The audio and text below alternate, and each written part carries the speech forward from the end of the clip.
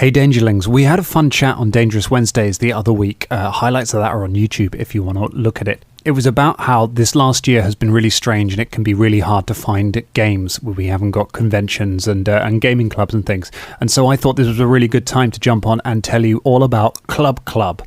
Club Club is a group formed by some amazing Dangerlings over on our Discord server, and it's just dedicated to setting up games between people who want to play together. There are loads of games running right now on it. We've got Pathfinder campaigns, Starfinder, D&D. I think there's some Star Trek running on there at the moment, and it's just people who want to have a good time putting GMs and players together and having great games. So if you are looking for a game, get involved, join up with other Dangerlings, go onto our Discord. There's a link in the show notes to this. There's a link on our website.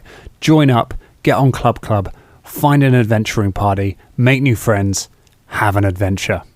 Previously on the Danger Club podcast. Jam, kill that clay thing. Oh my god. I will make you proud, father. Oh, get that cube, get that cube, get that cube, get that cube, boys, get that cube. Smashy, gelatinous cubey. Beelzebub is just swept up in the cube. I thought they smelled bad on the outside. Oh. I would then like to cast Fireball. No! The adventure continues now.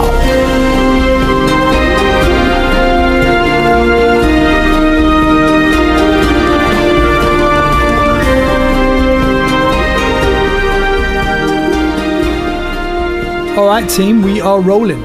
I've been playing a lot of Crusader Kings lately. This has been my thing to get me through the weeks while I've had time sitting at home, and it is a fantastic game. I've been trying to get into it since the last one, and I've finally got into it with this one, where you create just a dynasty that goes through multiple generations, and you have a ruler of bits of Europe, and you make your family and everything. This one has got a ruler creator on it, so you can design your own character. So of course I made Fulton Battlestone as the head of my house. I kind of played with the sliders. Fulton was the easiest one to make a tiny dwarf who's enormously broad. And I have raised a family of characters named after the various characters and NPCs of the Danger Club podcast from throughout. Fulton now has a huge family taking up most of Mongolia. He's the Genghis Khan of this world, with loads of children named after characters. And I had a situation recently which reminded me so much of times in the podcast where I had my two sons, M and Caragor, who both wanted to have a position on the council. M had 1 point more in intrigue than Caragor. There was 1 point in it. So M went on the council and Caragor was refused. Caragor then fathered a child with his sister and started a rebellion against the rest of the kingdom. And I was like, wow, it's like this game is listening to the podcast. The alternate universe of the Danger Club. Yeah.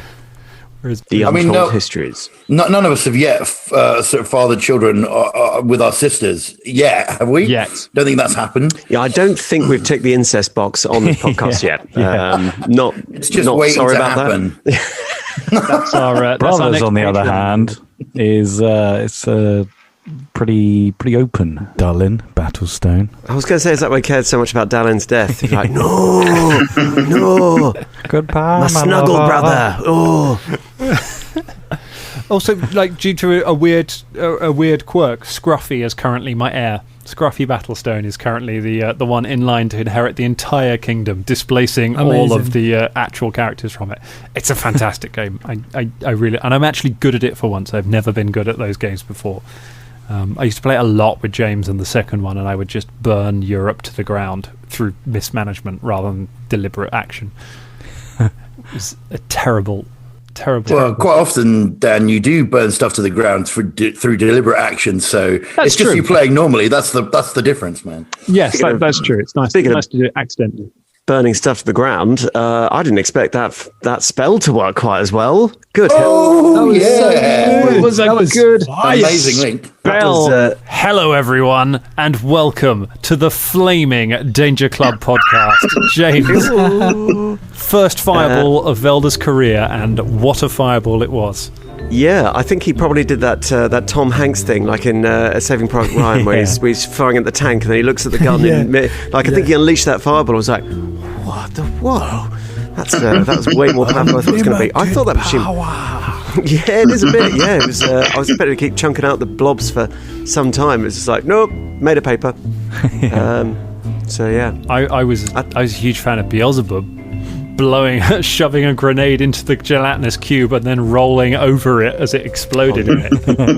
That was amazing. Yeah, he went full Starship Troopers. Yeah, sort of like. I thought that when I was like, okay, if I can throw, let me try and put a grenade inside it. I was like, could I pull it out inside with me being inside? But then I was like, well, then I'm literally going to die as well. So I was like, there's only one way. But yeah, thanks Dan for letting me do that. I'm sure that was such a good image of the reach of it hitting me, but it was nice. Yeah, it was a good little image. Where you explained that, Dan, was so sick. Like, with all the shrapnel going slowly out. Like, it's fucking sick, man.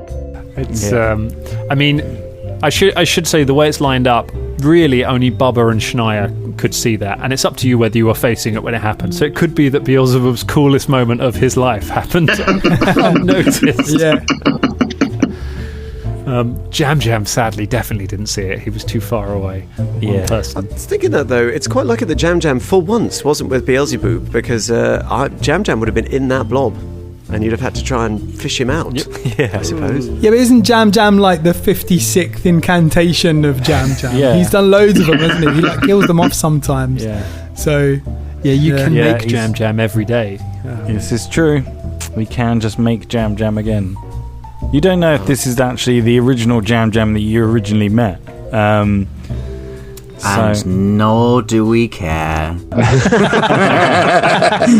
I was just going to say, like, does Jam Jam have all the memories of all the previous Jam Jams? So he remembers his death like 56 times or whatever. Yeah, let's say yeah. Why not? Wow. A lot of depth in there. Just to make things darker. Into that. Yeah. The edge of Jam Jam. He just gets better every time when he dies. He just learns a bit more. He's playing a robot. How bad was he in the first incarnation then? If this is as good as he's got after 58 learning experiences, he's still Jam Jam. His first one, all his lungs were on the outside. He just plopped into existence and just suffocated immediately. And gradually over many lifetimes, he learned to breathe. And he got. I like to think he was better in his first incantation. And he's got slowly worse. Like he was like a fully formed little man going, "Hey, what's going on, man?" It's incarnation, right? It's incantation means we're doing a song about Jam Jam every time he comes into being. Oh yeah, of course. Yeah. Incarnate. Yeah. I'm going to stick with it though. We're doing a song about incantation. That's fair. Yeah. Also, if this is the 56th iteration of Jam Jam, then you still can't punch clay. Still can't punch. True. That. Still can't punch clay.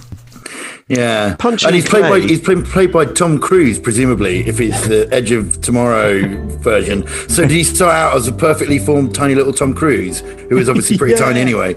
And then he turned himself inside out, and that's what the inside of Tom Cruise looks like. If anyone was wondering, tweet at us, Tom Cruise. Yes. Yeah. Tweet us most litigious and dangerously connected to It's Not a Cult celebrity in the world, Tom Cruise. Punching clay definitely sounds like an expression, doesn't it? Like, punching clay, mate. Not necessarily a euphemism, otherwise I would definitely seek medical help. But yeah. It's things that boxers used to say back in the day when he was called Cassius Clay. I went punching clay, I think we've come full circle on that one, haven't we? We have. I think we have. There we go. Yeah. Is that why he was called Cassius Clay Drum? Is it because he used to punch clay? Yes, there you go. Yeah, definitely, 100%. It's because he was part of Ghost. He was in Ghost, man. He was ill-formed like a blob of clay on a potter's wheel, and then he forged himself. Oh my God! There is such punched himself into existence. There is such thing as a clay punch. Is there? Yeah. What is it? It's a tool used for pottery and things like that. Oh right. Does it make holes in it, like a hole punch?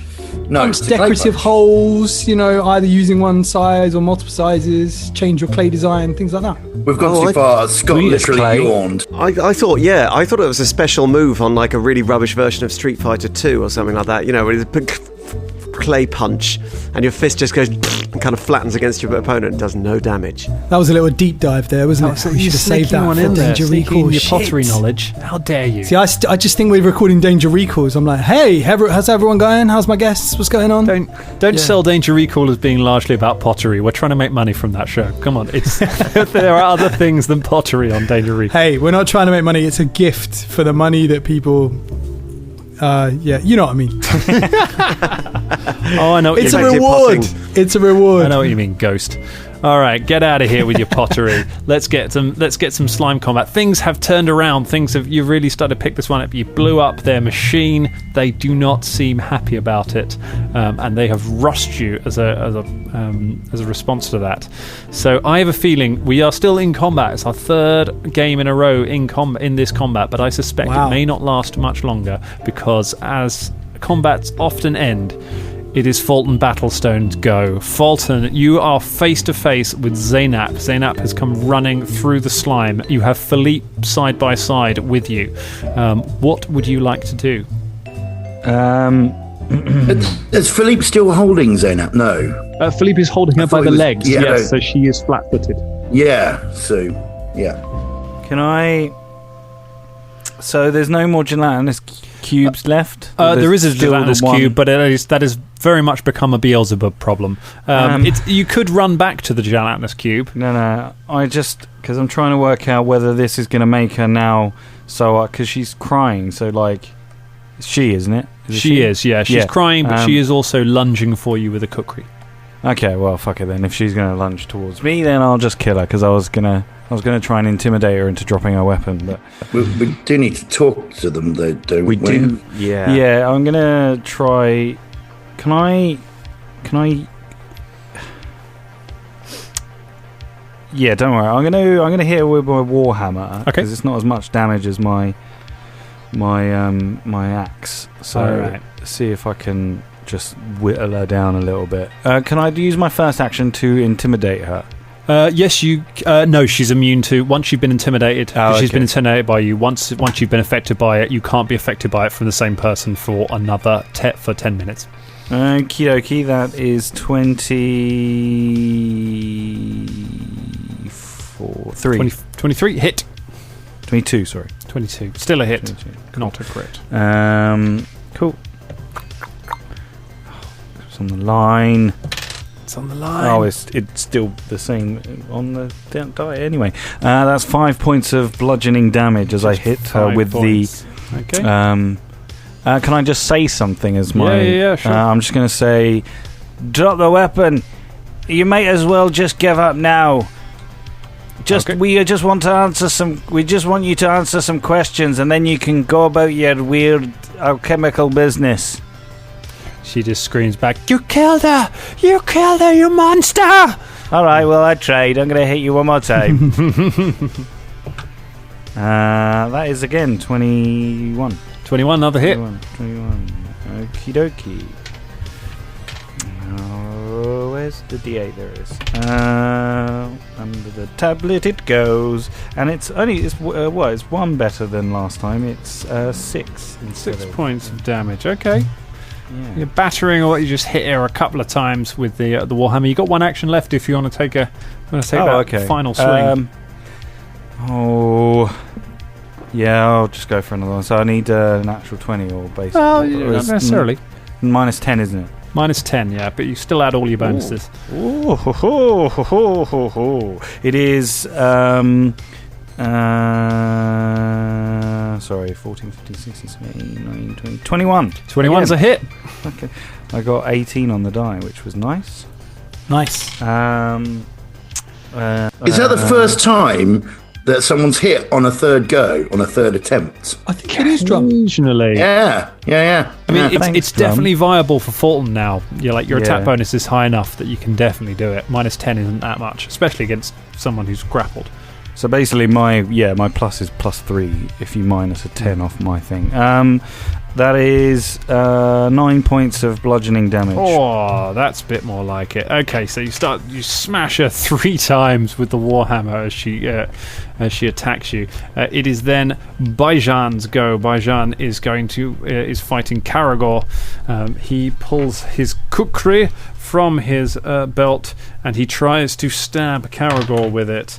Does he have quick draw? No, so he takes 1 action to draw that. Cool. Is there some kind of thing where I get an attack if he's gone for a non? Do you have the attack of opportunity ability? You need a feat to do it. You need an ability to do attack of opportunity. Not everyone has it. Okay. No. So that's a 32. Yeah. Hit, but not a crit, I believe. Hits you for 7 points of slashing damage, and then he tries to hit you again. And that is only a 16, no good. So he draws his kukri and then just stabs furiously at you. He is in a rage himself. It is your go now, though. Misses on the second go, and I just clang it off with the dagger and goes, "Oh, mate, listen, I could give you a kukri lesson if you like." As they've been dueling, these two, when the explosion goes off, I'm imagining it to like Karagor's left. The heat flares up, and you see the glow on one side of Karagor's face as he keeps his one eye on Baijan. Karagor, without taking his eye off him, just grins and goes, "Ah, boy, Velda, I know you could do it." And then presses home the attack onto Baijan.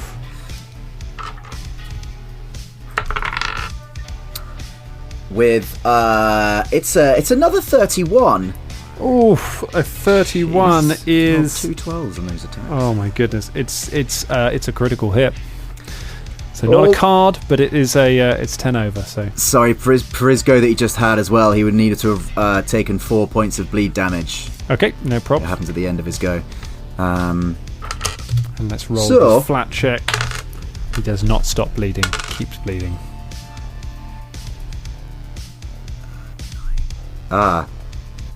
That's 9, and that's 18 points of slashing damage, I believe.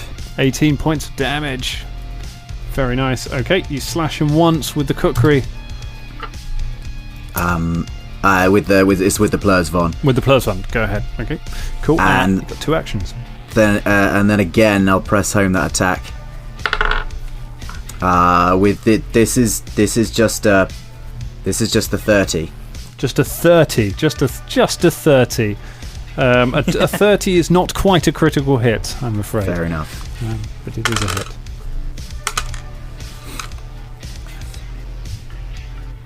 That's a further 7 points of slashing. Another 7 points. All right, and your final action. Just to stare him down and just intimidating glare. Just be like, "Look, your machine's gone. Your goopy goops are gone. We didn't even come here to fight you. Just stand down. We don't have to kill you." Okay, go ahead and have a. Go ahead and give us. You haven't done an intimidate yet, so yeah, you can do one. Or diplomacy, maybe. I don't know. Is that a bit more of a? I've used intimidating glare. Although actually, intimidating glare just means you don't have to talk. So have you? No, it's a case of have you tried to intimidate the. I didn't know if you had. I think Bubba did, and I think Fulton did this turn, but I don't think you've used it this combat on him, have you? I haven't. No. Okay, that's fine. He can still be affected by it then. I guess I am more reasoning with him than trying to intimidate him. The score, however, is the same for both. Okay. So I got a 17 with, I guess, a diplomacy to get him to weapons down. Okay, he ignores that completely. He is mad with grief right now. And anger. Yep, this is why I don't get attached to things, and this is what comes from people liking vending machines too much. I reckon they get obsessed. It is the gelatinous cube. The cube. It doesn't need to turn around because it has no face. The cube just kind of stares down Beelzebub as he rolls up behind it and then lunges out at him with one of its walls. It makes a cube face attack against him. So it just tries to hit Beelzebub with the entire wall of itself. That is a 21. Yeah, that's going to hit. Okay, Beelzebub is slammed. He takes 4 points of acid damage, and I need a fortitude save from him. That is 21. A 21. You just managed to shake it off. You don't get paralyzed. The next attack is a miss, and the final attack is also a miss. So it just slams its acid. It slams the jelly into Beelzebub once and tries to grasp a hold with its tenderly slimy bits, but he doesn't manage to get a grip on you. And it stays all right. Zainab takes her go. She just stabs out at Fulton with everything she has. That is a 28. Yeah, that'll do it. Does she take any penalties because she's being grappled? She doesn't. She's taking penalties to her armor class, but not to her attack. Okay, right, all right. She can't move, but she is held. That is a hit, yes. 28 hit. Okay, go ahead. Take 6 points of slashing damage. Okie dokie. Second one is a 24. Yeah, that's a hit. She hits you again. Oh, maximum damage. 10 points of slashing damage. Okay. And then the final one is only a 19. That is not enough. Isn't going to get through. She's just stabbing at Fulton as you're hitting her in the face with a hammer. Shania and Philippe, it's your go. All right. Well, so let's see. Shania's on the ceiling. How close am I to the gelatinous cube?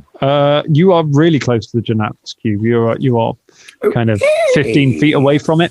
You're up in the ceiling, so you're safe. Yeah. Well, that's why I went up there. Yep. So let's see. I think what she's going to do is she's going to flaming sphere. Drop a flaming sphere on top of the gelatinous cube. Drop a that's going to be the first thing. Yeah. It gets a 3. It fails its reflex save. Go ahead and roll some damage. All right, let's do this. So that's 8 points of damage. Okay, it starts burning up. It engulfs the ball of fire, which starts burning within it. Okay. Shania from the ceiling, like with like legs and one arm on the ceiling, whilst like dropping a flaming sphere down, just looks like horrific, scary basketball, doesn't it? It's like she's cheating at basketball. Yes. I've got one more action, I think. And let's see. I mean, you could activate. You could make Philippe do something. Yeah, I think I'll get Philippe to do something. So he's already grappling her. What I really want him to do is to like grab her arms or something, so just to stop her from. I want to stop her from fighting. Okay. I want him to be. Do you know what I mean? I need him to subdue her. That's what I want to happen. Sure. You want to try and restrain her. Restrain her so that we don't have to fight her anymore. We can ask some questions. That's what I want. Sure. Go ahead and let's start by making an athletics check or an unarmed attack to try. Oh, that is going to be 18. 18 is not quite enough. She wriggles free from Philippe. No! Oh, monkeys. He is a monkey. Oh, this is terrible. Damn. God, jeez. Or even though I already had a... Oh, fuck. Okay. All right, well, I fucked it then. Never mind. That's that. All right, do you want to do anything with his other action? Oh, he's got another action. He gets 2 Try actions. again. All right. Try again. Obviously. So, this time it is. No, 20. A 20. That's enough to grab her again. So you managed to grab her again, and lower her AC back down. Haven't quite got her restrained, but you're back to where you were. All right. Still held. It is very hard to just restrain someone who's trying to stab you in the middle of combat. Right. Like that is. Okay. All right. Okay, that is your go. It is Beelzebub's go. Beelzebub facing down his nemesis, the cube. How long ago was it that we had the fight with the other gelatinous the other slime? Yeah. A few minutes, probably. Okay. So I already had Stone Fist because it's available for an hour. So an hour. Yeah, it's definitely within an hour. Cool. I will smashy with my handy. Go for it. Take this, you piece of shit. That's 20. 20's a critical hit. Dirty 20. Ah, sweet. Okie dokie. I forgot what it. I think it's Gelatinous Cube AC 10. So do your, because it says your fists, your fists become hard as stone for an hour. Your fists deal 1d6 bludgeoning damage and lose a non-lethal trait. Do you also add the 1d4 that fist would have, or is it just no? It's just the d4 upgrade? Becomes a d6. Okay, cool. Yeah. Cool. Okay, that is 10 points of bludgeoning damage. 10 points of bludgeoning damage destroys the gelatinous cube. As it lunges towards you, Beelzebub, you slam your fist into it, and it just quivers and shakes, and then just falls apart, hissing and steaming as the ball of fire within it sputters and just spits bits of slime and steam off it. Okay, and then so will I have to go past one of the twins to get to the clay thing? The clay thing. No, you can avoid. You can avoid them to get into. It'll take both of your move actions, I think, to get to it because you're quite a way away from it now. Yeah, I go towards it. Yeah. I'm on the way. Well, actually, when I get to it, I pick up Jam, put him on my shoulder. Cool. That's fine. And that'll be my go. Yeah, for him at the moment. You run forward and you scoop up Jam. That's. Don't worry, Jam. You did very well. He picks him up, just dripping with slime and sludge and his own mess. Okay, right. That's the machines go. The machine is destroyed, so you don't get another ooze appearing. However, the little clay guy gets a go. What are you going to do, little clay guy? Well, Beelzebub's just running. He's not going to stand there and punch Jam anymore, but he is going to punch Beelzebub. So he swings with his fist. It's a natural one. Yeah. It's a fumble. Switch places? Let me guess. Winded. He is fatigued. How does Clay get winded? Yeah. So he takes windy clay, mate. See how windy clay. He tried his clay punch. It didn't work. He's now got a -1 to AC and saving throws. I think that's an open target now, Ross. Next turn you can kill it off.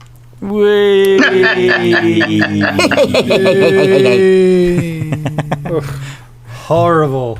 All right, so he fails to hit with his first one. He's just looking up at you with that blank smiling face, and you can just hear him going as he tries to hit you again. Oh, he sounds like No Face from Spirited Away. Yeah. Where does the sound even come from? You're not sure. It's just coming from sort of within it. That's a 3 on the die. Let's not even bother with that. That's an 8. And with its final one, that's a 5 on the die.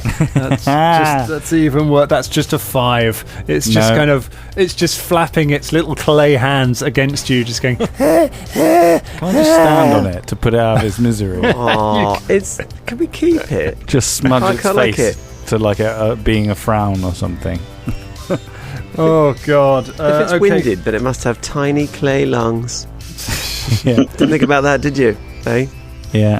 I mean, you're talking to someone that's got an inside-out meat man, so yeah. Yeah. I mean, I think the clay person is infinitely less torturous than an inside-out man. Right, the sewer ooze, the ooze that was sprung out by the machine before it was blown up. It comes crawling up towards Fulton. For 2 actions, it's very slow, and for its final action, it unleashes a filth wave. It just kind of shudders for a moment and then just spews out slime and filth all over the area around it, 20-foot emanation around it, which is going to hit Fulton, it's going to hit Philippe, it's going to hit Zainab and the clay guy, and it will hit Beelzebub as well. So I need a reflex save from everyone in that area. 22 for Beelzebub. That's a pass for Beelzebub. And 26. Sorry, 26 for Fulton. 19 for Philippe. It's a pass for Fulton. It's a pass for Philippe. It's a critical failure for Zainab, and it's a regular failure for the clay guy. So you guys take no damage. Yes. And they take. Oh, that's good. They don't take extra damage, but they are. Oh no! Zainab falls prone. Zainab is knocked over by the wave of filth that comes flying over her, and takes d4 points of damage. Take 3 points of damage. That went very badly for them. It did. You are completely unaffected by the slime, and both of them take a load of damage. And they are both slowed as well, just to make it more fun. Bobber, it's your go. Okay. This slime. Yeah. This bloomin' slime. Could I cast Hideous Laughter on it? In a callback to a previous episode. Or why not? Give it a crack. I'm feeling a bit. Tell me about Hideous Laughter. Giggly. The target is overtaken with an uncontrollable laughter. It must attempt a will save. Okay. What traits does that spell have? Does it have mental traits? Mental spell. Oh shit! Yes, it's a mental. No. I'm not going to cast that spell. What am I doing? I was just trying to be like, that happened earlier, but that crits and fumbles can break rules in weird ways, but sure. Normally let's not even go there. Yeah. I'm gonna cast your illusion, not illusionary creature, spiritual weapon. The old spiritual weapon. Gonna slash it. Yeah. Go ahead, make a spell attack. That is a 22. 22 is a critical hit. Beautiful. All right, so that's 15. 15 points of damage. Just slashes into the creature. There's only a few wisps of slime left, still flailing against Fulton's leg. It is still just about there. Colin, if Amazing. you're casting spiritual weapon, does that mean your inspire competence drops? Yeah, but I'm going to cast that now because I've got one more action. Look at that. We're in sync, mate. Look at Beautiful. There you go. Your one more action. You keep on singing, and you keep the inspire courage up and running. Make it happen. Velda Kemblight, it's your go. Okay, so the lady one. What's her name? Zainab. Is she still intimidated and such? The intimidation, all of the frightened effects have all worn off of her now. So bums.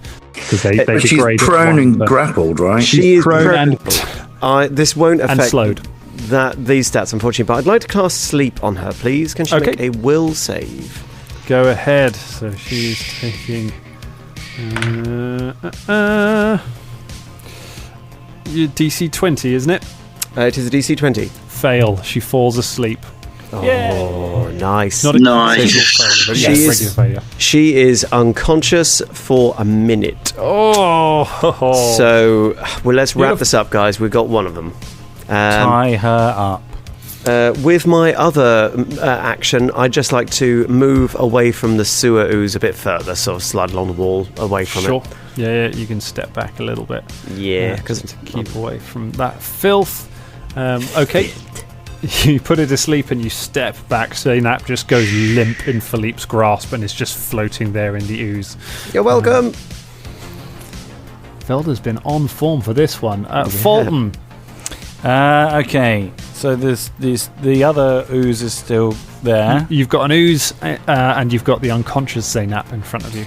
Coolio, I'm gonna just hit the ooze. You hit the ooze. It's time for you to go to sleep with a 22. 22 critical hit. Alrighty. Here we go. Oh, almost max damage. 7, 8, 9, 10, 11, 12, 13, 14, 18, 22. You obliterate the ooze as it's standing over it. It just kind of crawls up out of the slime, and you just slam your hammer down, just splashing slime all over Zaynab, Philippe, and yourself. And the creature just floats away. And with my last 2 actions, I'm going to get out my rope and tie it around the asleep Zaynab. Okay, you spend some time tying up Zaynab. Very good. Baijan, looking around at the horrible situation, just sees what's happening and just stops, drops his cookery to the ground and goes, "No, please let my sister live. Let my sister live." We gave you this opportunity before. Oh shit! All right. No, Fulton, no, no, stand down. Oh, smashy. You've done lots of smashy. Oh, now, cleany, fine. you're covered in filth. Oh yeah. Caragor literally had his cookeries drawn, a quick draw his cookeries to be like, "Now this is for a cookery. Oh, now you want to stop? Come on!" All right, let me just. And Caragor just pulls his feet out from under him just to land him on the floor. That is a cookery lesson. There you go. That's all I want to do. It's just like, "Please let my sister live," and you just trip him up, and he falls in the filth on the floor. There you go. All right. We're out of combat rounds. Bubba's still he got does his... actually. Sorry, he takes a further, because that was the end of his turn. He takes a further 2 points of bleed damage. Oof. Okay, he keeps on. Keep bleeding. Keep bleeding. okay, he doesn't stop bleeding on his own. So yes, you are going to need to give. You might need to help him out if you want him to stop bleeding. If you don't want him to bleed. How bad is he death. looking? He ain't looking great. Okay. So Shania drops down from the ceiling onto him and just patches up his wounds quickly, just enough that he's no longer bleeding out. That's Down okay. from the ceiling. How high is the ceiling? 16 feet, so you can just climb down it. Yeah. So spider-like. She's like flip, and like lands on top of him and goes like super speedy stuff, and then grabs him by the throat and says, "Okay, so now we have some questions. Like I said earlier." I'm glad you did the sound effects because I didn't know what you were doing. Yeah, exactly. No, the sound effects. Now you can picture everything with the. And the thing is, with the actions, unfortunately, the Dangerlings won't get the same impression we did. That Shania began to sort of ingest him because you were sort of going all this stuff with your mouth. It was like, oh god, do you go? I was just like, you couldn't see. I was doing it in the corner of the. You weren't. That wasn't what it was. Oh my god.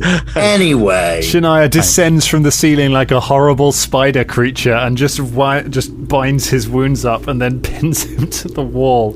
The rest of you kind of dust yourself off. So Velda and Caragor and Bubba, you're all pretty clean. You've managed to stay on the paths through all of this.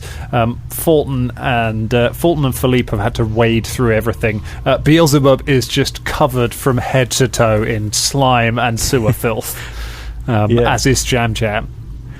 I just kick the cookeries away from Baijan and then go through his pockets whilst going, right, so start from the beginning, please. Okay, so you search... on searching Baijan, you find he's got a set of goggles which look like they've got some kind of technical element to them, and he's got his cookery looks particularly well made. His cookery has got some runes etched into it. Can I do, just before we do the interrogation, can I do a search of the room with a perception? And Shania shouts out, "Is everyone okay? Anyone need any help? A little bit of healing, something?" No, I'm alright. I'm a little bit hurt, but I'm probably alright.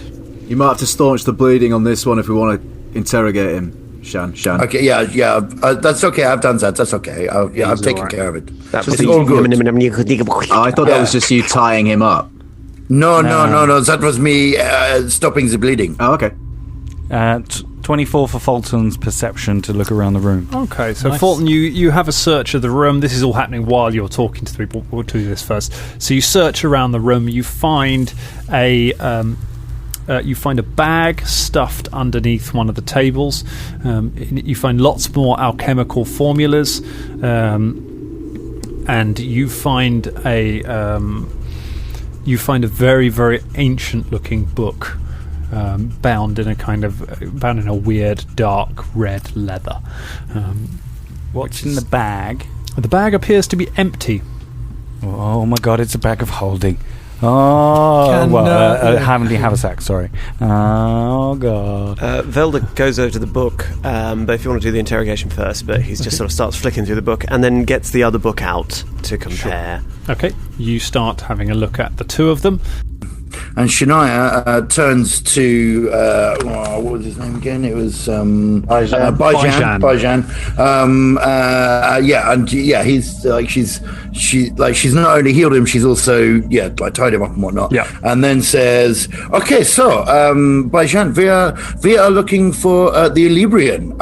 We've heard that you know how to get into the Scrivenbough, and we would like to know how. It would have been nice if we could do this without having a fight, but okay." Sean, tell us. Sean, what are you doing? He knows where they are. That's my suspect. I literally just asked a question. What? I just You asked did? a question. That's my suspect's mine. All right, remember cop protocol, all right? Oh, wait, shit. Oh, wait, but I thought you were... Wait, are you doing nasty or nice? What? No, I was just... You could both be nice. What? No, you shut up. No. Well, I was just going to wait for an answer for a question first and see how he responded, and then decide if I was going to be nasty or nice, because then the alternate one can come in afterwards. Do you know what I mean? Okay, cool. Sorry. I got ahead of myself. Okay, That's go. That's all right. I just started calling you Shan, by the way. I'm not sure how I feel. I don't mind. I like Shani. Shani? Yeah. It makes me feel shiny. Yeah, I'm gonna have to think about that one. Anyway, you start from the beginning. You come on. Well, am I answering your question or Shani's question? I don't call her Shani. Yes, that is not for you. That is not for you. She slaps him. Ah! All right, I'll be good cop then. Now listen, Shani is going to get even shanier with you around your Hanny. All right, you don't want Shani getting Hanny around your fanny. That's okay. right. So if you don't want that to happen, then I suggest you cooperate with us. Now we've got all kinds of medical healing stuff here. We're quite experienced, and we'd love to cooperate with you, even though you did try and kill us when we just wanted a chat. And now your toys have gone. So just have a little chat, talk with us, and we'll set you off. We don't even have to tell the next lords about this. The Geb lords, the arch lords. What does it matter? You've destroyed all of our work. The machine is... I will tell you what it matters, okay? You have lost something that is precious to you today, yeah? You want to lose something else? Shania goes over to his sleeping sister and moves the fireball over the top of her head.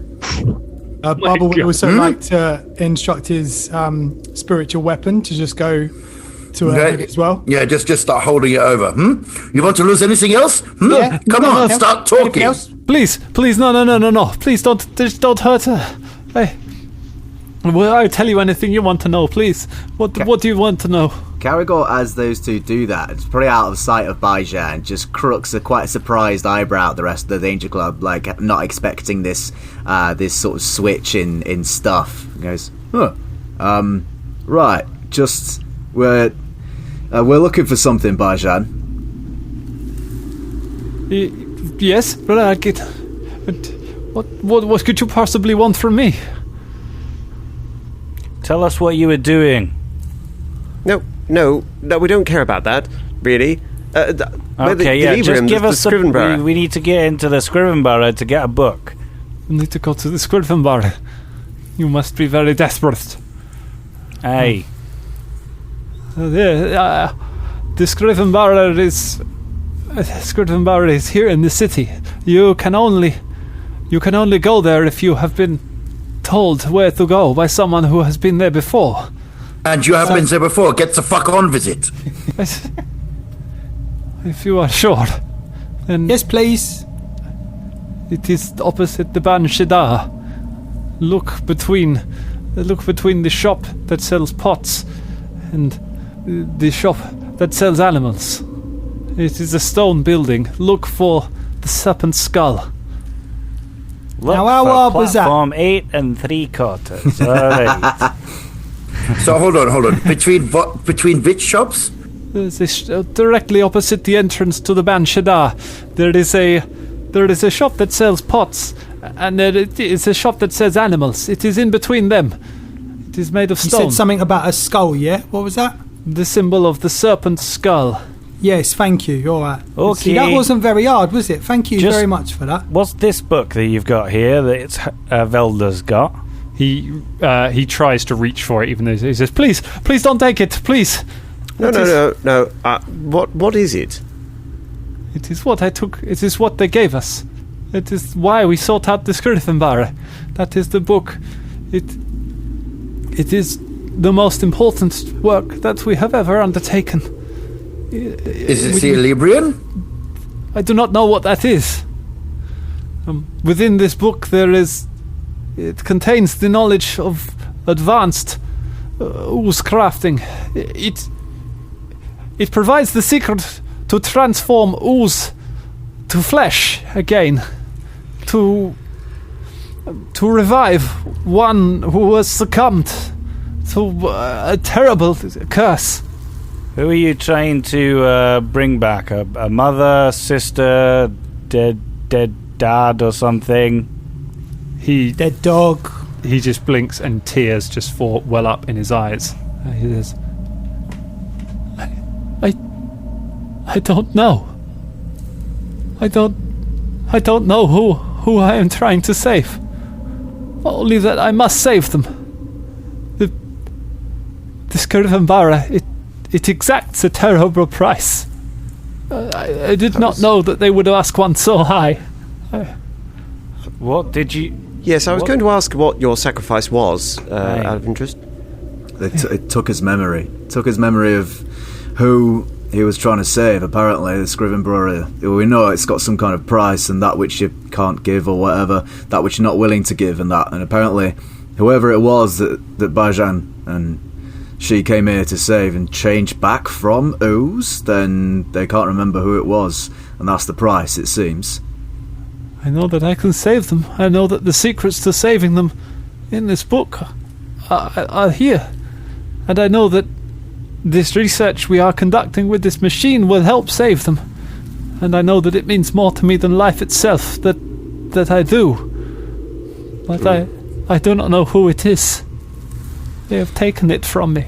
Bajan, do you remember exactly what it was that cursed the person you're trying to save? I remember we were researching into our chemical curses bound within stones that could transmit a terrible curse. They were to be sold. We were selling them as weapons. It seems so long ago, so frivolous now. Yes. So you accidentally used a cursed stone, and it cursed someone into ooze, and now you've been trying to turn them back by using books from the Scrivenbough. We tried everything before we went to the cursed library. Every book that we could get our hands on. But nothing worked. It was our last chance. Well, don't worry. You've paid your price for this book. We shall leave it here. Just hang on a moment. I was going to pull Velda and whoever is around in a little huddle. I think it's just me. Yes. Oh, is it? Yes. Well, no, I'm because we're all speaking to him, I guess. So, I'm just. It's a pretty big room. I think because we're over in the corner of the table. Yes. I'm just going to bring in. The pub is quite near you as well. If we let him go, is he just going to carry on doing this thing? Is his will his thing that he's got to do this?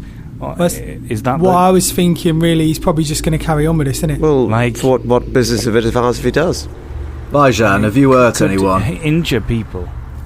Well, I mean, but you wanted vengeance for your brother, and you injured lots of people, and nobody stood in your way. Fulton looks and goes, "Hey, So the same principle surely applies to others. It's none of concern of ours. Bajan, have you hurt anybody in this research and pumping out oozes and what have you? Have you had to perform any nefarious experiments on unwilling humanoids? Never on people, no. But can I get some kind there of have been many. Yeah, check get on that? Perception. Never on people.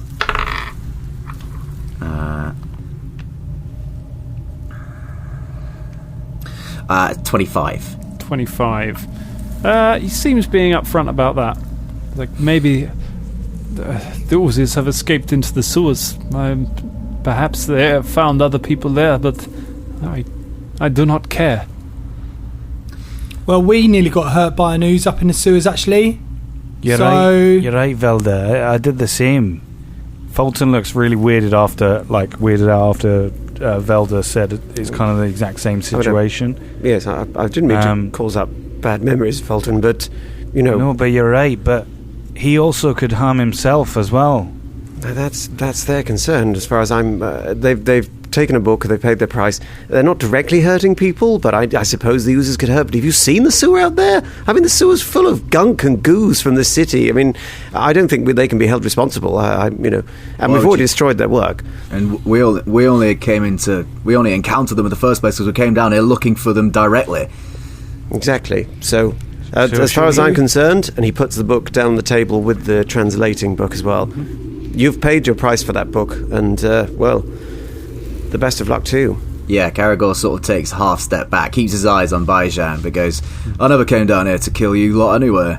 I'm not up for it now, so...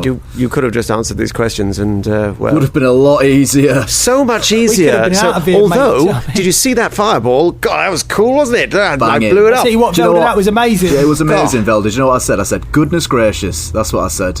Did you? Well, that's strong words from you, Caragor. It was a great ball of fire. It was. God, Caragor has a feeling pass over him, goes, something's been set right with the universe, and I can't quite tell what. Anyway. Candace, Caragor, be good. Bob would like to detect magic on the bag that Fulton's holding. It's magical. Yeah, Fulton, this is magical. This one. I wonder. I think of meat, and I put my hand in the sack. Put your hand in that. Your hand disappears a long way into the bag. You pull it out. You pull it out empty-handed. Oh, damn! It's not a wishy sack. What's in this? What's in this bag? What's going on? There's nothing in the bag. It is a magical bag I use for bringing ingredients and things.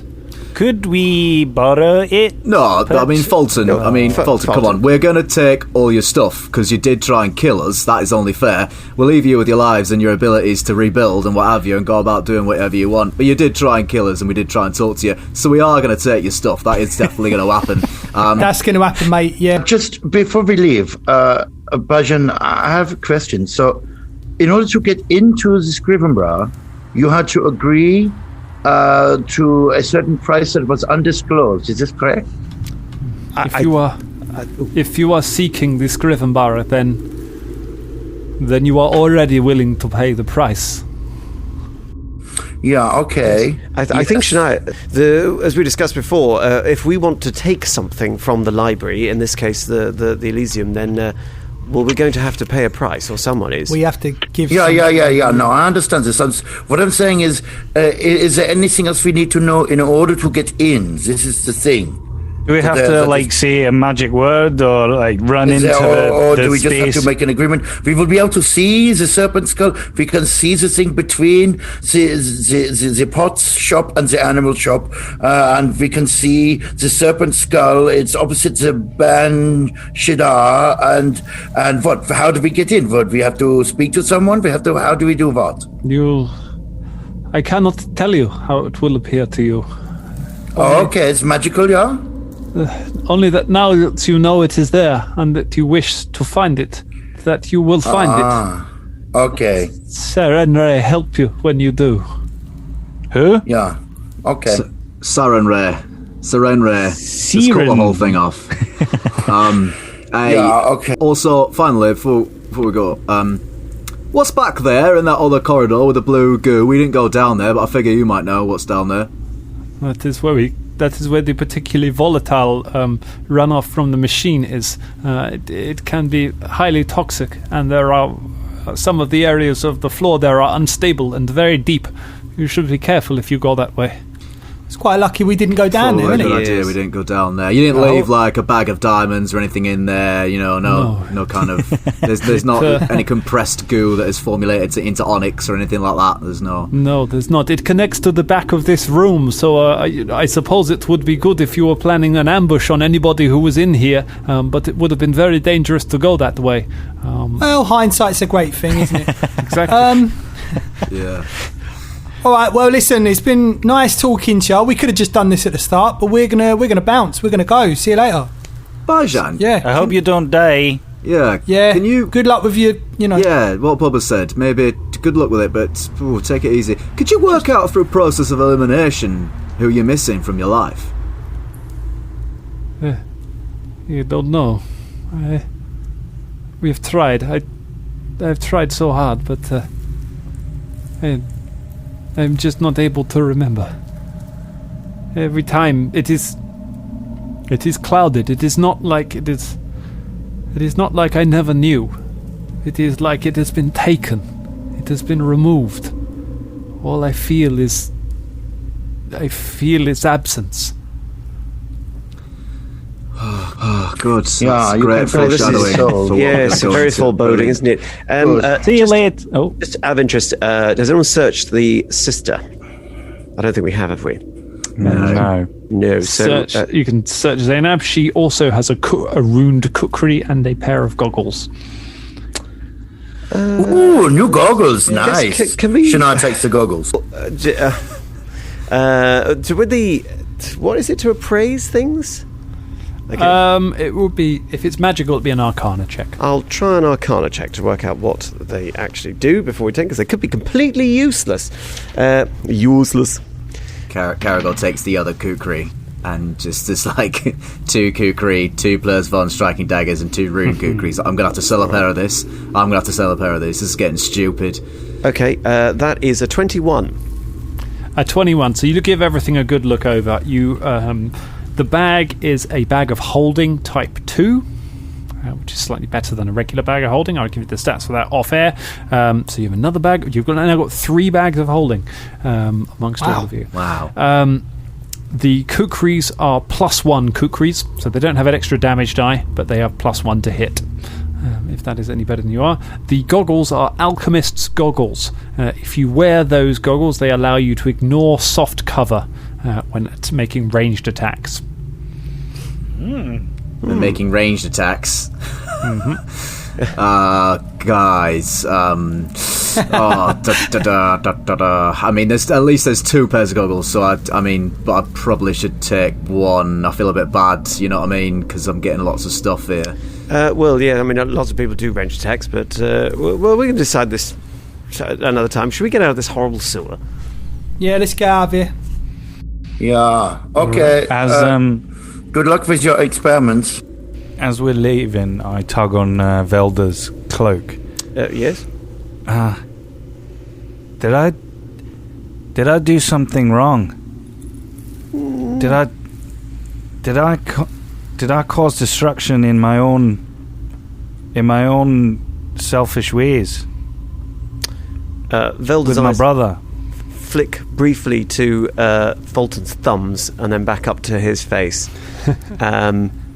And he just puts his hand on Fulton's shoulder and says, I mean, old friend, we're all selfish at times, and we all have our own agendas, and you felt passionately about your brother, and you did what you felt you must. And yes, it hurt some people, but, well, in that case, it all ended up as you wished. And I just firmly believe we can't deny the same right to others, as long as it's not affecting us. But hey, does this concern you greatly? No, I just didn't think of it like that before. Oh. I was in a I don't know. But thanks, Velda, thanks. That's all right. It looks like our little dwarf is growing up. And he sort of scruffs his hair a little bit and then walks off.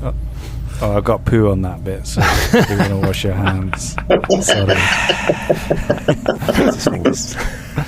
You make your way back out the sewer, and you let them untie them, and before you go, and you chat as you walk away. And as you get to the end, you turn back and you see Baijan and Zinap looking back at you down the tunnel with just tear-streaked faces. And Baijan says, "Good luck." He looks up. The little clay creature just kind of smiles at you.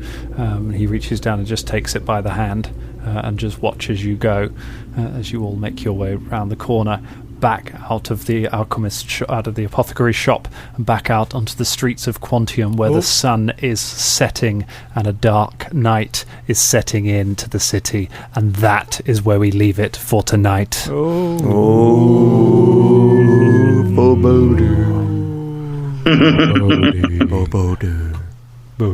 I think I know who's missing.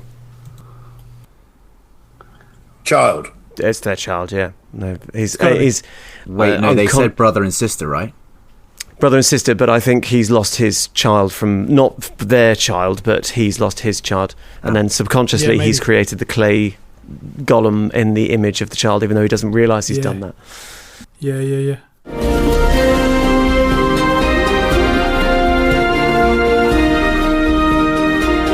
This week's episode was made possible by our fantastic patrons, specifically our Dangerling of the Week, Stephanie Muniz. Thank you so much, Steph. If you want to get your name on the show, go to patreon.com/dangerclubpodcast for loads of rewards. Thank you so much again, all of you, for making this possible. See you next week.